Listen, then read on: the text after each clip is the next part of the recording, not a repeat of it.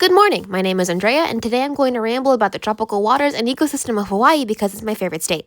So, enjoy. First off, I feel like most people can agree that anglerfish are kind of scary. Like, I think they're cool now, but I watched Finding Nemo as a kid, and all I remember from that movie was this thing, for obvious reasons. But do you want to see a fish that isn't scary?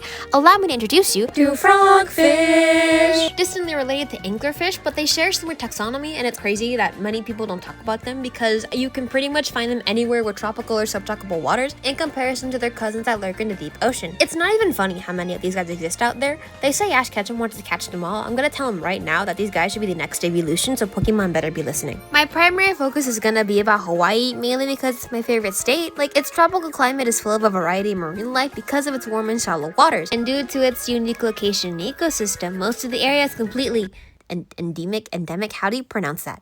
Which means about a quarter of its marine life is found nowhere else in the world. They're also known for their coral reefs, and coral is a living organism that is often found near coastal areas, which many animals use for shelter, food, and breeding. They also act as barriers during storms and rough waves, since their natural roughness disturb wave energy and end up absorbing most of the impact. Disrupting the chaotic waves makes sure nothing disrupts the chaotic marine life, because like any environment, there's a food chain. At our base, we have producers, above them are grazers, and on top are predators, aka the guys that everyone is scared of. Whales can apply to both of the upper categories, since humpback whales like to feed on krill and shrimp but tend to be fish food for sharks. These animals work in a cycle, consuming those below them, all the while using their environment to their advantage. Let's use frogfish for example. See how I brought it full cycle?